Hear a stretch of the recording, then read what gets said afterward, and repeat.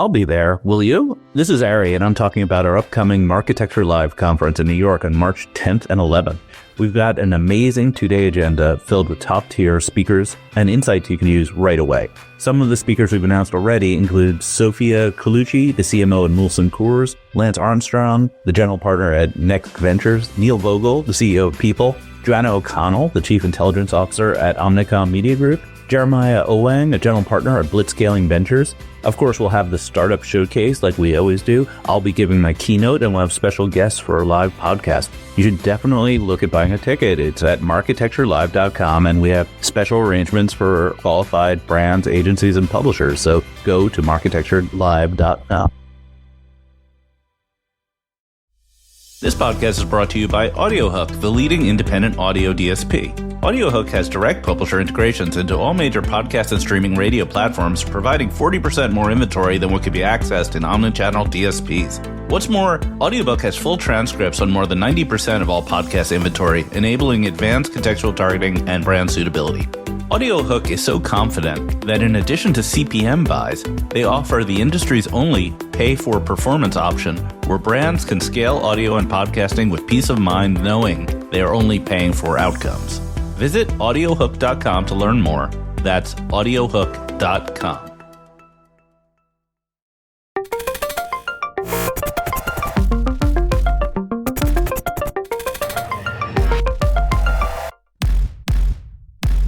Welcome to the Monopoly Report. The Monopoly Report is dedicated to chronicling and analyzing the impact of antitrust and other regulations on the global advertising economy. I'm Alan Chapell. I'm a privacy and regulatory attorney who has worked with hundreds of digital media and ad tech companies over the years. I also publish a monthly regulatory outlook for digital media worldwide called the Chapell Regulatory Insider. You can find a link to a sample copy of the Chapell Regulatory Insider in the show notes. I also write the bi-weekly Monopoly Report newsletter, which focuses on regulatory in the ad space, and you can find that at monopoly-report.com. This week, my guest is David LeDuc, the VP of Public Policy for the Network Advertising Initiative. The NAI is a trade association that was formed 25 years ago to create privacy standards for the digital advertising community. David has been with the NAI for 7+ years and has previously worked on public policy and legislative issues in the software industry.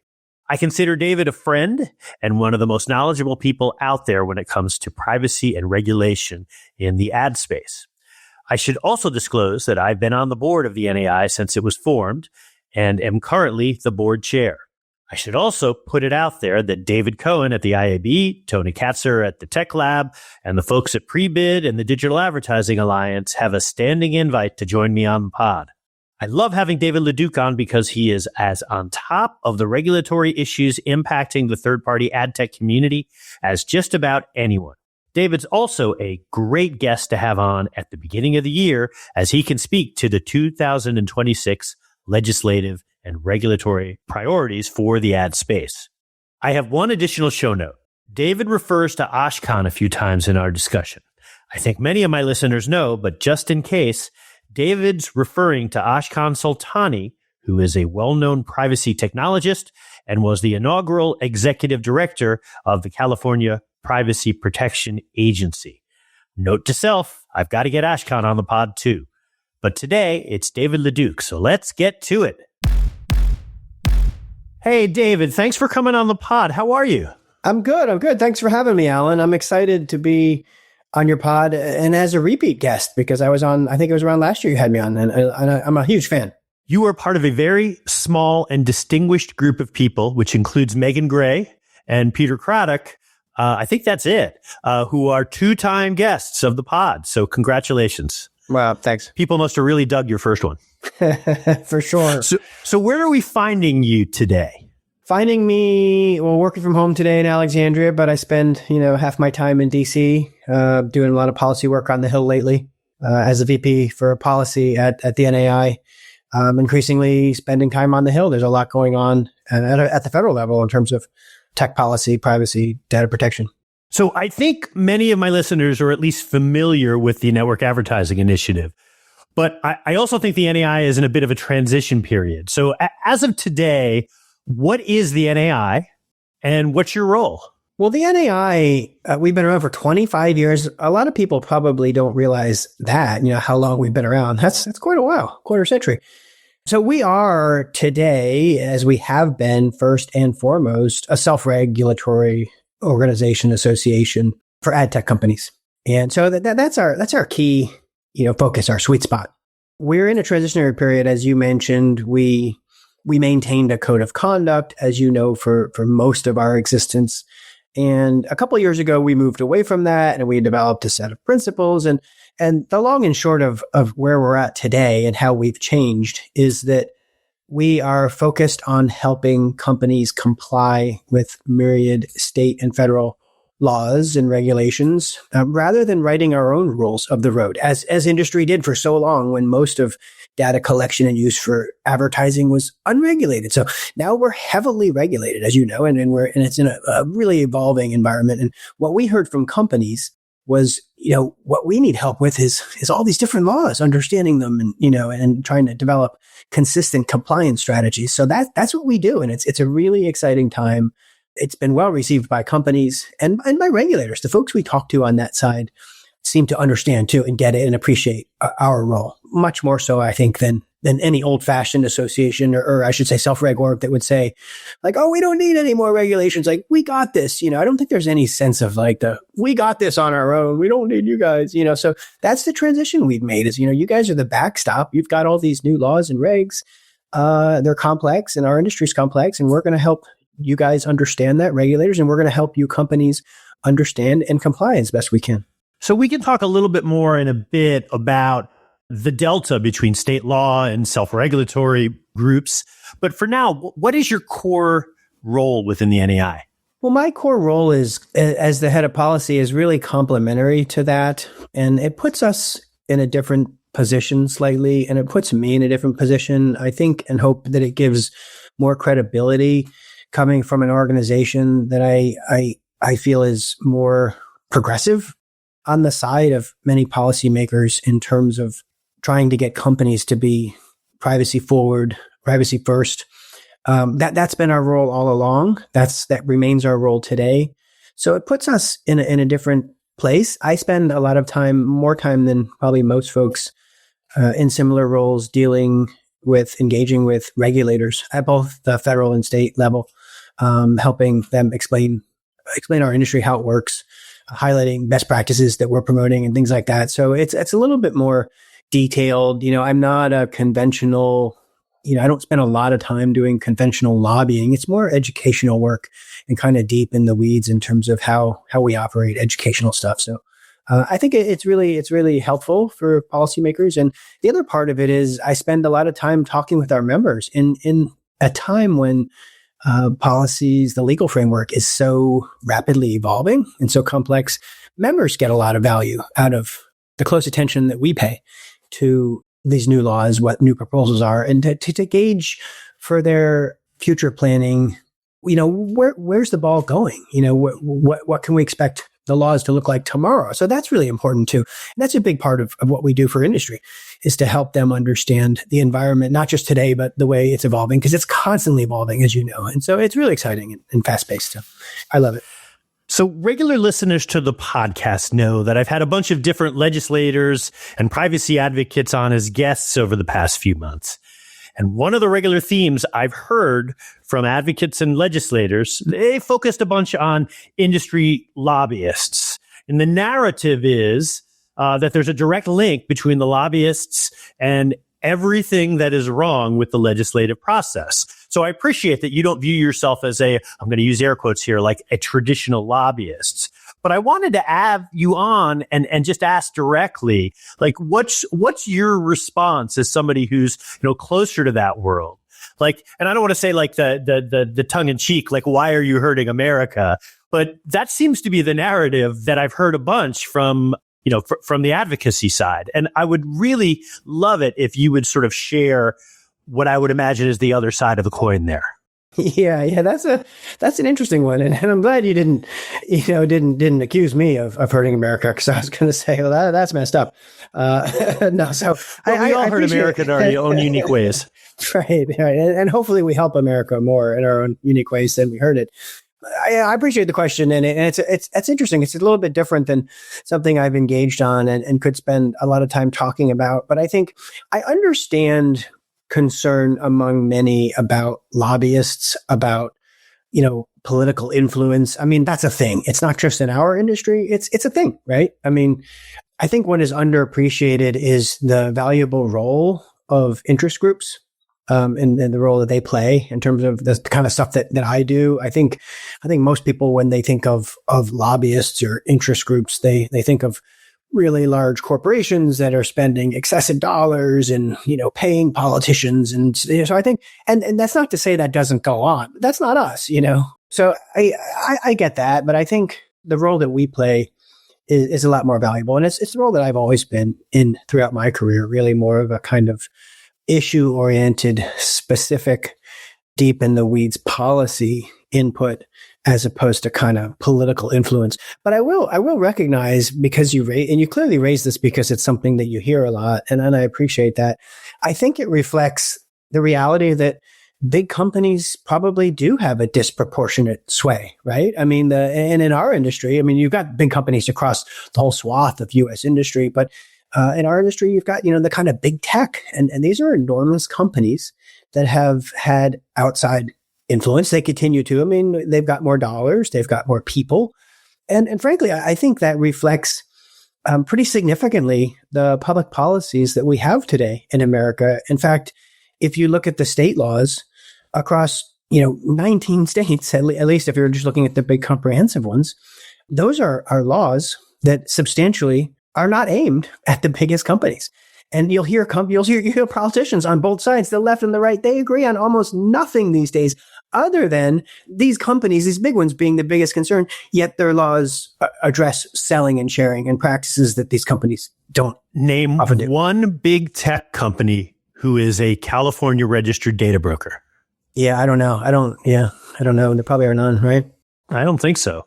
Right. And that's fine, but that does speak to what the rule set in a lot of the state laws is trying to get at, and it isn't necessarily big tech. That's right. I'd say that's changing a little bit maybe today. I think with this heavy focus we're seeing, and it's not brand new, but it's picking up and it's shifting, the focus on kids' data and teens. And I would say now more than ever, that those discussions are evolving. And I think I think in a good way, to the extent that they're focused on what I view as the biggest concern we have in America, which is the engagement of youth in, online media. And I'm not blaming anyone or pointing fingers at these platforms or anything, but it's those of us that have young kids and kids that have grown up with tech, it's a huge challenge. And so I appreciate that evolution. And then the only solution appears to be some flavor of age verification, which is completely dead in the water on First Amendment grounds. And so I'm sort of curious, by the way, to see how age verification works in places like Australia, just from a curiosity standpoint, because I think that's going to have its own set of challenges anyway. But I don't know the answer to how you protect kids without without doing something a little bit different. And maybe it's better monitoring. I know some of the social platforms have gotten a lot better at least flagging problematic behaviors, but all due respect, you got to want to flag that stuff. And I'm not sure that's always the case. That's right. And we could go on if you want on this topic. I just have one more observation though. And I'm sort of surprised you didn't say it. The perspective coming from the advocates and sometimes the legislators and even sometimes the regulators is one where they say proudly, we are representing consumers. We are here to protect consumers. And by the way, that may sort of be true, but that belies the reality that different consumers have different opinions on a lot of these types of issues. And so anybody that says they represent consumers, I say, well, which one?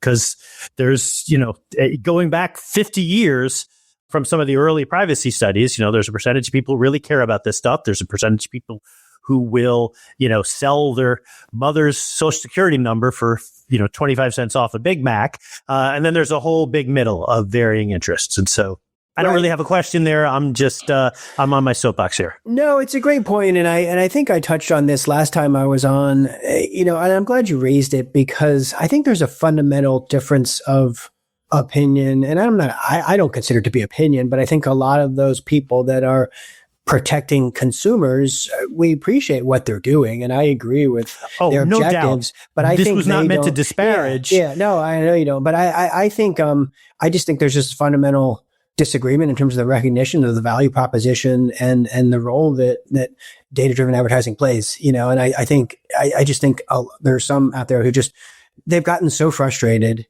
with not being able to rein in the bad actors that they're willing to just say, screw it, and that's what's driving some of these policies that added in it. I don't begrudge them for it because it's frustrating. I understand their frustration. We share their frustration as a self-reg org, trying to get rid of the bad actors, trying to promote the value in valuable uses. And, so I get that. There's a disconnect there. Yeah, and not to get overly political, but I think we've reached a point on so many issues where it's sort of like, well, this is horribly and fundamentally broken, so let's just blow up the whole darn thing. And that has consequences too. Absolutely. So who are your primary stakeholders that you engage with on these types of topics? I mean, is it legislators, the FTC, state attorneys general? And then what are their, if you had to pick 3 to 5 primary concerns about the ad space? Well, as I mentioned earlier, it's both legislators and regulators, but I would say, as I mentioned earlier, more regulators in terms of the kind of deep engagement. I mean, also legislators, but and you may know this a little bit since you talked to so many of these policymakers lately. The regulators are smart. They're really smart. And frankly, most of them are really quite pragmatic. And they're a great audience. They're a great set of people to work with. The legislators just don't know as much. And that's not a criticism. It's not like, oh, well, they're dumb. That's not the case at all. They just have a lot to focus on. This is complex stuff. They don't have the ability to engage as deeply. They don't know as much as the regulators know. They don't know as much as we know. So that's, again, that's where my role is really important in being able to explain, the role of our industry, how it works. What is data-driven advertising? Why do you want to keep it? Why does it benefit competition? Why does it benefit consumers?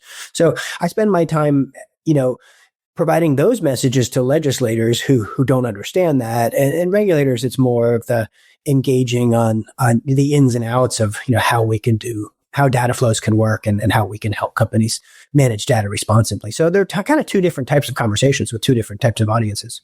And just to echo your point, the Cal privacy folks have been really pragmatic, and to their credit, because one of the things that I've always thought would be the thing that will force a functioning Congress, and we'll get one of those functioning Congresses one of these days, but a functioning Congress would look at the states, and if they're operating in a way that is pragmatic and operating in a way that is in good faith, trying to engage with the business community to try to root out bad actors and to try to push the rest of the marketplace towards better practices, the chances of having federal preemption, I think, goes down exponentially.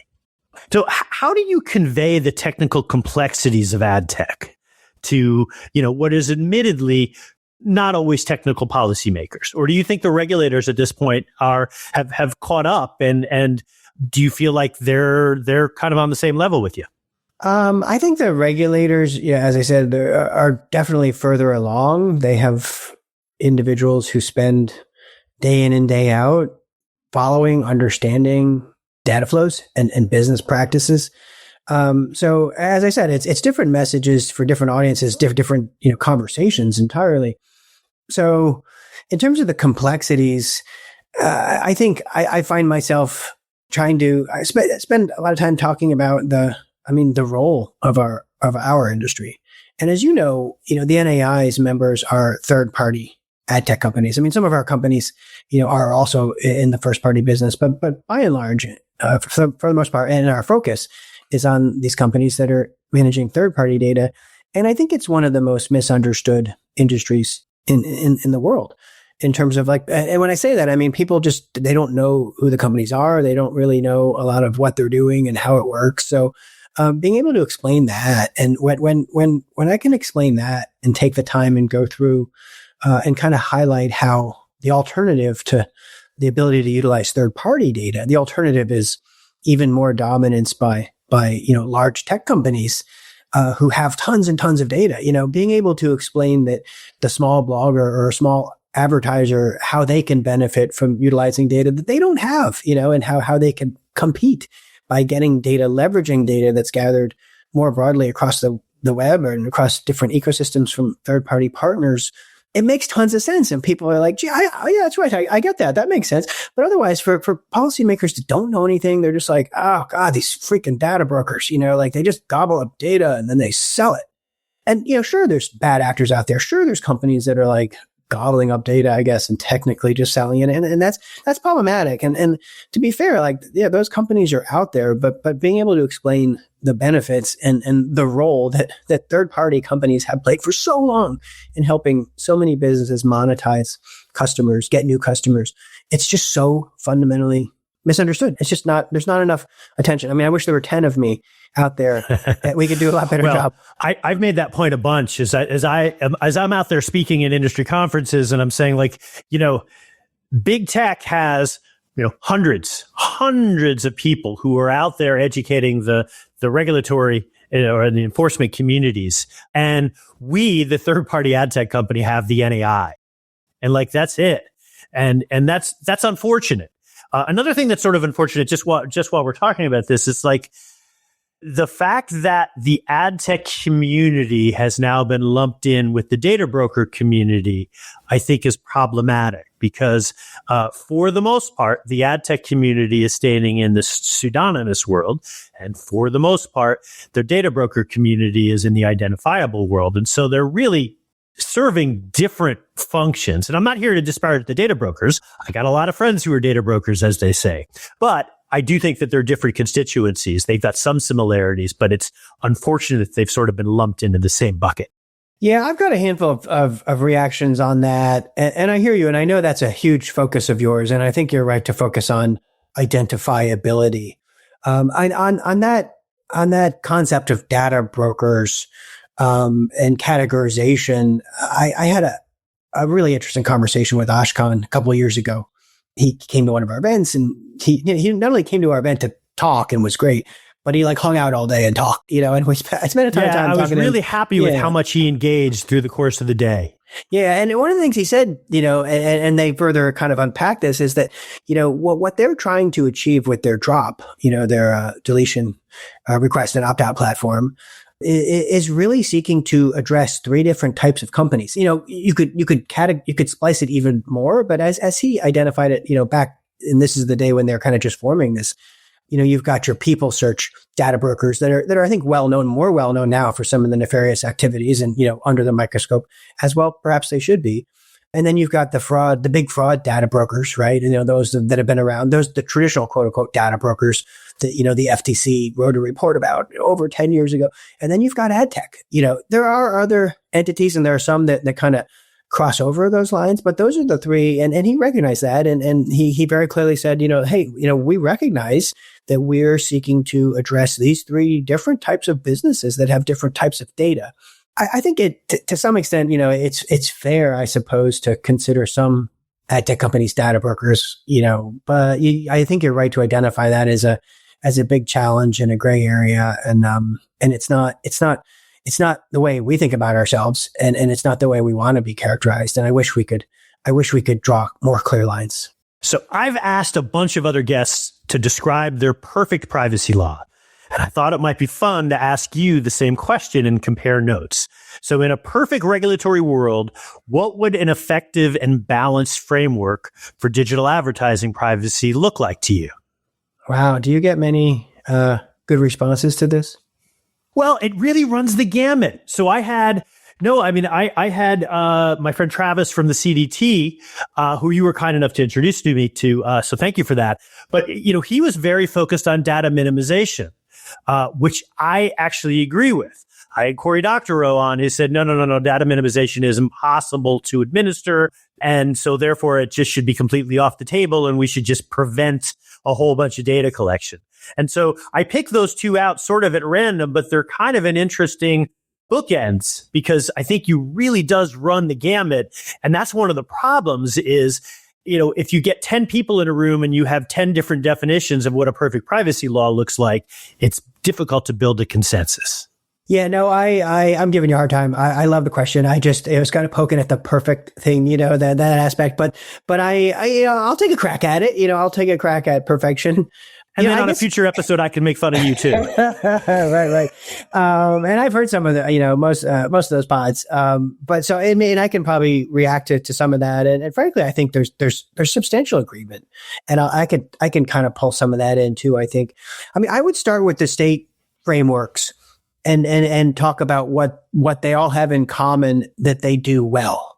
And, in that regard, I would say, transparency and choice, we all agree those are necessary. And I think, yay, state laws for doing that, for improving that, but they're not dispositive. They don't solve all the problems, so that's a key component. The next component that I think is really important and that the state laws get right is about, in terms of, requiring risk assessments and focusing on data governance. And, I think that's still in the early stages, but that's something that's brand new and under recognized, in my opinion, is the requiring companies to really focus on this and document their work. And also, the ad tech community, generally speaking, has been pulled kicking and screaming into the data governance world over the last decade. Yes. Some of them are better than others, but just as a general group. And by the way, you are dealing mostly with the self-selectors, the people who are legit trying to really address these types of issues. There is an entire other community out there. Most of them are very small, and they're hoping to get to be the size where they can eventually be maybe contributing members of a group like the NAI. But there's a lot of folks out there who are just kind of hiding, keeping their heads down, and hoping nobody notices. And I think that is going to be a very difficult strategy going forward. Yes, exactly. And so that being in industry where you sit, but I think most policymakers don't kind of realize that. They're like, hey, you found an industry that didn't do this, this necessary practice, data governance. The NAI has been doing it. NAI members have been focused on it. That's been our sweet spot. So that's kind of table stakes, I guess, right? Those two aspects. And I just want to highlight them because I think they're fully agreed upon. They're core to any measure. They're not enough. I wouldn't stop there and say that's what you need, right? But so those are the basic foundation.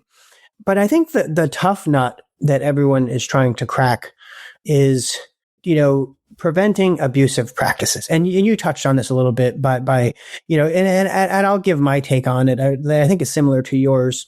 That's also kind of what I've seen in terms of the evolution. So the goal is to get rid of, these bad actors. And as you said, certain, I would say advocates or certain policymakers have gotten to this point where they've just said, kind of like, we can't fix this. We can't, we're willing to say, don't even collect the data or don't use the data for any other purposes. So that's kind of where we are today with some of these policies that we in industry think are just too egregious, too broad.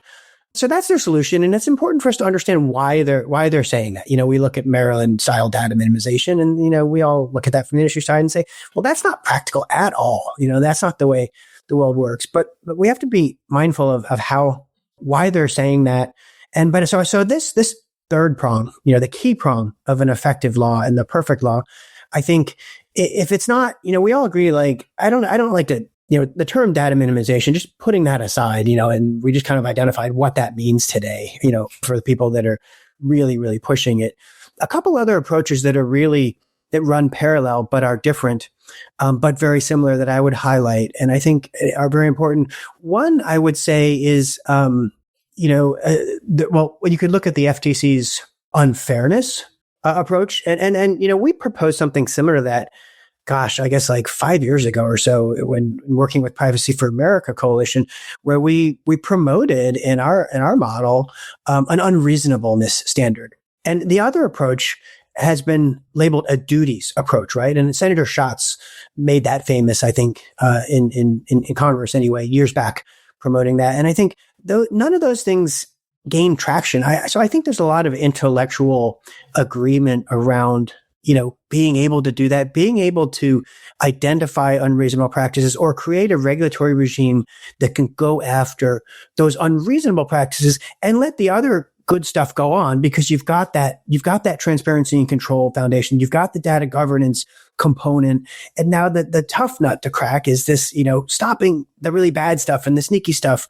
So it's got to be some version of a data minimization or an unfairness or an unreasonableness standard that's applied effectively and fairly and consistently. But as you know, companies don't like quote unquote duties that are overly broad. And, that's a lawyer's nightmare. And companies are worried about and don't know. And I think regulators may even struggle with providing or enforcing around an ambiguous unfairness type of concept. So there we have it. And that's why we're having these conversations. But I think we're all in agreement with what we want. And if we could get it, if we could stop the bad uses of data and allow the good ones, I think there'd be, I think everybody would be happy. So I think that the EU would have saved themselves a lot of heartache had they adopted something closer to a data minimization standard instead of a consent for anything and everything standard. However, in the US, I start to get a little nervous around when people start throwing out the term data minimization, because often that is becoming you need to collect the minimal amount of data in the opinion of the reasonable consumer, and then you're done. Because once we're debating what a reasonable consumer thinks, I think we're off to the races a little bit. I think there's, because I don't think that my dad wants anybody collecting ad serving data. I'm not sure he really cares, but if asked, he'd say no. But I don't know that he would want to deal with the implications of that, which is like, well, okay, then how is, in his case, foxnews.com, how are those guys going to monetize? And those are questions that I think are still constituencies that are just unwilling to engage in that type of a discussion. Unsurprisingly, I mean, I agree with that. I think, that's fundamentally the crux of it. Okay, I'm going to shift gears here. We want to talk a little bit about California and the delete, request, and opt-out platform, also known as the drop. It went live January 1 and seems to be getting a ton of attention within regulatory circles. And, incidentally, I'm hearing a bunch of noise from individual consumers, friends who live in California who aren't necessarily ad tech or data privacy geeks. It seems like they've made a lot of noise with this thing. And so I guess my question is the launch of the drop the biggest story in the digital media regulatory circles for 2026? I think it is. I think it really is. At least, in our circles for sure. It's a big deal. It's the first time this has ever been done. As you mentioned, we talked a little bit about it before. I mean, they're approaching this very thoroughly. With a lot of resources. And I think, frankly, they're doing a good job, I would say, and being very responsive. And they're thinking a lot about businesses and consumers, and we appreciate that. It's been live for 2 weeks and it hasn't blown up. So it's already beaten the Affordable Care Act website. And so to their credit, because this stuff is not necessarily easy. We're going to have Tom Kemp on in a couple of weeks, and I'm looking forward to really digging in deep about what he's planning on doing with the drop and how he sees that playing out. But from your perspective, do you see other states building their own drop mechanisms? No, I don't see other states building their own drops. I think it's going to be hard enough for California, and I think they're just way beyond other states. I mean, let's be honest. I mean, they've got a whole agency that's rivaling today's FTC. But what I do see, and this was highlighted on one of your pods last year, I guess, when you had Senator Maroney on, and he mentioned. So, I mean, it's been made clear to me that a number of other states are reaching out to California, like, hey, can we talk about what you guys are doing? And so I think that's definitely out there. There are conversations going on. I think the notion of individual states building individual drops sounds to be a bit of a nightmare to me. I've thought for a long time that this is the type of thing that starts in California and will spread and grow. And I think that's, that makes sense. Frankly, we don't want to have a bunch of different systems. It wouldn't work for anybody. It wouldn't work for consumers or those states. So that's why I think this is so important to see how well it works. I mean, as I highlighted earlier, there are different types of companies that the drop is intending to apply to. And there are different types of data, different types of identifiers. And I think the CPPA is a great agency to be sussing this out, and to be testing it and building it. And we will see where it'll take a little while. It's not like we're going to be able to look at year end and you can have me back next January and say like, well, how did that go? It'll be ongoing for a while. But as they've said we should call it Cal Privacy, by the way, not CPPA. As they've said, they're gonna keep kind of tweaking it and evolving it and working to adjust. And that's something that we appreciate. And I would also highlight something else that we appreciate. The work that they are doing to authenticate users, right? That's really important. That's one of the biggest rubs we have with authorized agents. And the whole notion of an authorized agent, is that consumers just can't manage their own data. There's so many entities out there. The drop mitigates that. The drop is, that's the whole point of it, is to give consumers, just recognizes that. And it's a much better approach, in my opinion, because it doesn't turn consumers into the hands of for-profit companies and a whole smattering of them, seeking to apply various different laws and exercise your rights. Like I think that whole regime is bananas. As you probably agree. I kind of point the figure. It's California who sort of unleashed this concept, or at least codified it. So you've got a whole bunch of companies out there making requests. Some of them, I think, are legit trying to do a good job and make the world a better place. And some of them are just more interested in getting their $15 or $20 a month from as many unsuspecting consumers as they can. So it will be interesting to see how that model jibes with the drop, because I would argue if the drop is as successful as the Cal Privacy team hopes that it is, query whether you need authorized agents anymore. Well, I don't think agents have any role in the drop, realistically. Knowing about it, what I know from the briefings from Cal Privacy staff, it's designed to be a direct interface, and then you need to authenticate yourself. So, and I think it makes tons of sense.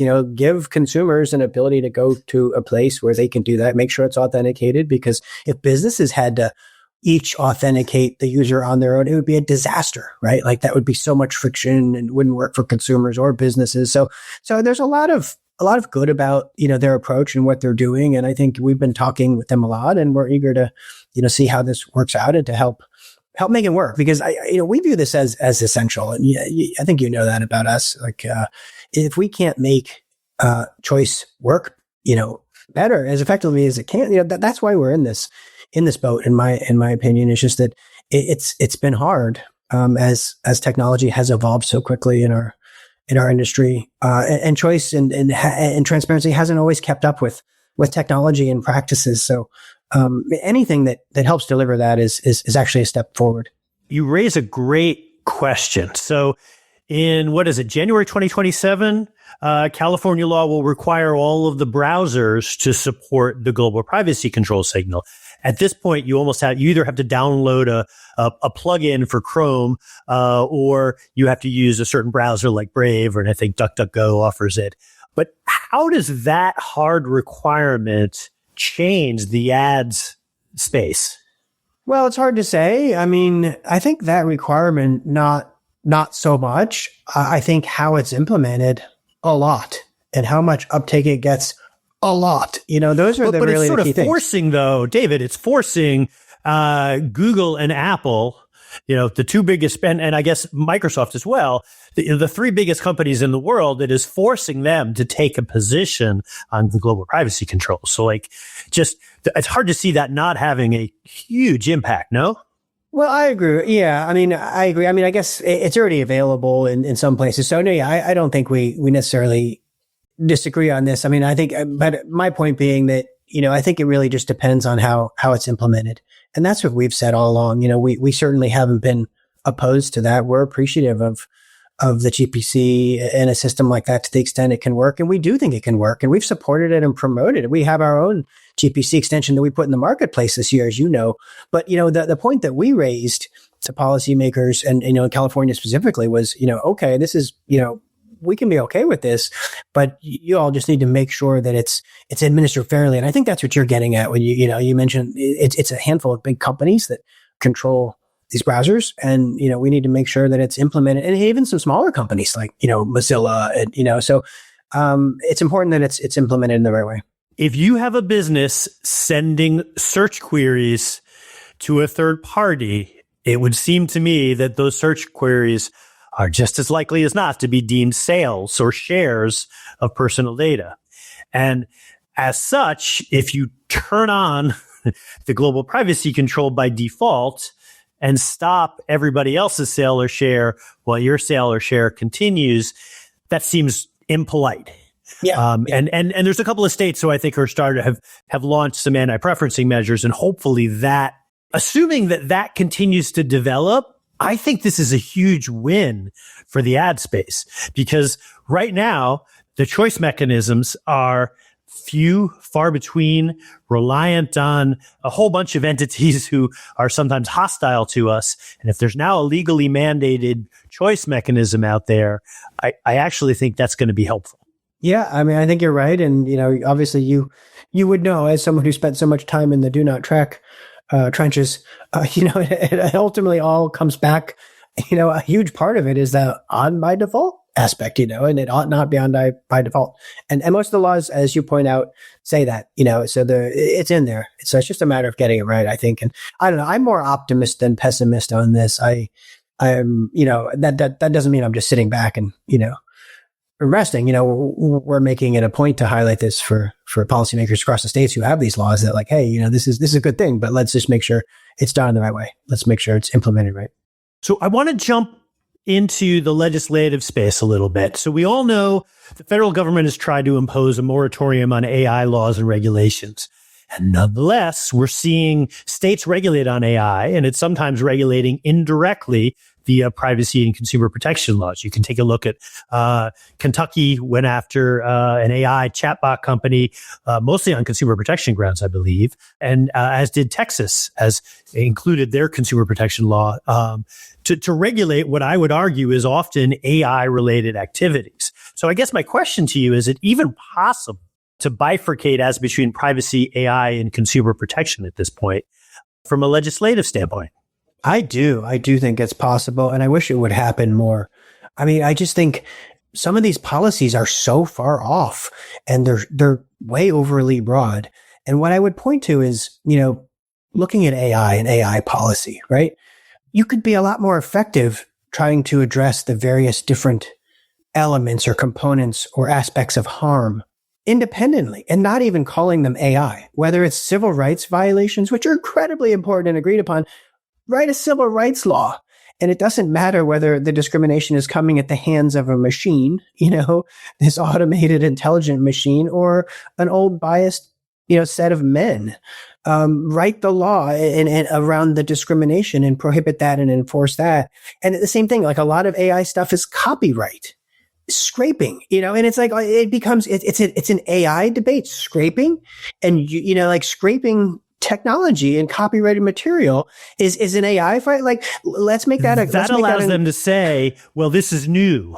Yeah, I mean, that allows them to say new and then not subject to these, right, like pesky copyright laws, and that's a problem. Let's fix I'm not a copyright guy. I've spent a good amount of time working on this stuff, over the years, but I'm not a copyright guy, by far. But like, let's decide what kind of rights and So I don't know. I think these policies, the AI writ large in some policies, are just overly broad, and that they try to tackle so many different things. And like, if you look at this from a legislative perspective, federally, these are things that would all land in different committees. And, I would love to, I'm an incrementalist, in my life and in my work. Like, I love to split things up. If you want to do civil rights, let's do civil rights. You want to do copyright, do copyright. Intellectual property, do that. If you want to do data protection, do data protection.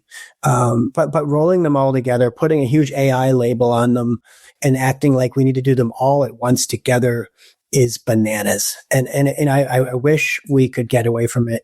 But to your question, about the moratorium and kind of what's happening, like, I'm just not so sure the moratorium is going to have the impact that the administration wants it to have. And, I'm very appreciative, as I know many in industry are, about having support for wanting to drive innovation. But we're also very cognizant of wanting to prevent harms, because again, that's kind of our sweet spot. The point I'm making is that the federal government seems intent on stopping any regulation of AI. And the energy is going to go somewhere. And the energy, if you restrict states from regulating on AI, they are just going to pull out privacy or consumer protection or some other law as a way to address what they see as a concern. And so the federal government seems to think that by abdicating the responsibility that they can also ensure that the states do so as well. And I just don't think that, I don't think that strategy is going to work. Yeah, it doesn't seem like it's going to in this current environment where states are quite emboldened and empowered. Okay, I've got one more question for you, David. It's January, so it's prediction time. So what are the top 4 to 5 things that you think will happen at the state level and the federal level when it comes to the ad space? Well, I love a good prediction, as you probably know. I love making guesses and pontificating, and I have my opinions. I make a couple every week, and I figure if you make a couple 100 every week, some of them are going to turn out right. And you got to be willing to be wrong. We talked about a handful of them already, and so I think in kind of in the issues you've been raising, I think you're on track. I mean, I would say the drop in data brokers I have at number 1 in terms of like having an impact on our industry, being a significant change agent. That's not to say that like we're going to end the year and everything's going to be totally clear here. But I think it's going to be a milestone year in terms of figuring out how well this works, the system works, and how many other states, what they're thinking, and at least laying the groundwork as to whether or not we have a thing that's going to be replicated. So I think this is the first year, a key year, and this will go into the next year. But so I've got that at number 1. At number 2, I've got kids policy, and again, this isn't super stepping outside the box, but I think some people may not feel it as much outside the kind of policy world, just how focused policymakers are at the state and federal levels. And what I'm seeing is a bit of a shift.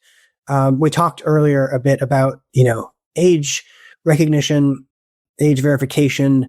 And you're right. That's really challenging with respect to the First Amendment and the ability to require that stuff. But I think we're edging more in that direction. And I think that's a good thing. I think we are we're beginning down the road of having more knowledge of kids and their data and doing it in a responsible way, whether it's estimation or verification or, so I think we're going to head further down that path. I don't want to get too detailed and say that a Congress is going to pass this bill or a state's going to pass, but I think, but I will say where it's really bleeding into the ad space, and I don't think anybody's talking about this yet, is like for years we had this COPPA standard, under 13 child-directed site. I didn't always agree with the assessments, but I kind of got what they were getting at. But now as that age is now 15, 16, 17, even 18 in some places, the idea that you have, know or should have known that a user is a kid in an ad setting is going to be really, really messy. And the ads people are very used to saying, we have no idea. And I'm just not sure that response is going to be satisfying enough to policymakers and regulators at the state level.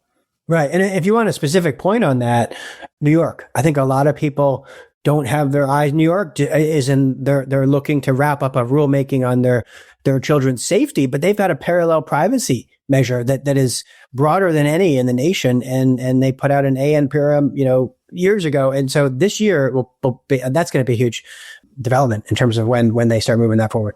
Couldn't agree more. So we've got 2. Any more predictions? On the enforcement side, again, this isn't necessarily outside the box. I think everybody that's paying attention has been watching, see this uptick in enforcement. Beyond the uptick in enforcement, the sophistication and the collaboration. Maybe not everybody is seeing that, appreciates how significant it is. The increase in resources, again, New York, building, the Attorney General just announced a new office. A lot of other AG offices are really staffing up in these areas. Texas is obviously the leading red state. So the resources are growing and growing. And, this is another thing where I'm optimistic on. Part of the reason advocates and others are pushing for a private right of action is because of, the inability to enforce laws. And to the extent we can have regulators and pragmatic ones that are enforcing laws in reasonable ways rather than going to the courts against, extortionists, that's a good thing, right? Like, so I don't think industry should be so negative on this development. I mean, it might be scary for some companies, but hey, if you're a good actor, it's a great opportunity and it's a good development. I'm of two minds with that. So the first thing is, I don't think you can point to what's happening in SEPA and the VPPA and go, yes, we need more private right of action. And you can certainly make an argument that at the state level, enforcement is ramping up and it's getting more and more robust. But equally at the state level, you've got states who are engaging private law firms to do their bidding for them, which isn't that different than how the private right of action is ultimately working, where if a state just says, I can get $1 billion from this company and you'll get a cut of that, you start making different enforcement decisions that are based more on how big a splash that I can make and less about actually protecting consumers. That's a really good point, Alan. That's something that I'm not as close to. I'm not seeing as much from where I sit, but I couldn't agree more in terms of that's not an ideal approach. Yeah, couldn't agree more. David, this has been an absolutely wonderful discussion. Where can people find you and the NAI? It's kind of a dumb question for me to ask, isn't it? Yeah, come to the NAI website, thenai.org. I think hopefully a lot of your listeners know me already. If not, you can find me here in DC. And as you know, and I hope others know, we're very open-minded and collaborative, and we're willing and wanting to work with stakeholders from across the spectrum. Civil society, industry, our industry, other industries, and we're really wanting to extend the net as much as possible in terms of our engagement. So happy to talk to anyone interested in engaging more with the ad tech industry. And also, let me just put it out there. I've seen David speak at any number of events, even some private events, where there's maybe, 30 or 40 people in a room over a dinner. And you were one of the more eloquent and interesting and exciting speakers. So you were just such a fantastic ambassador for the larger ad space. And so I would really encourage private companies to reach out to you and see if you're willing to speak, because I think that you speak to these issues in a way that is balanced and articulate. Well, thanks, Alan. I appreciate that. And it sounds to me like maybe I'll get invited back next year again for the third year in a row, the third installment of Look at 2027. Yeah, two dudes from Connecticut talking privacy. Nice. David, thank you so much for coming on. This has been fun. Thanks for having me, Alan. Always love it. That was a great discussion. I've been pretty vocal that too many small to mid-sized players in the ad space are not focusing on the regulatory or legislative environment outside of some of the big antitrust trials that have taken place over the past year or two. There's a culture within the ad space that focuses on keeping your head down and staying within the herd as being the keys to success. I think that approach has not served the greater ads community very well over the past decade, as it allows big tech to set the agenda even more so than they do.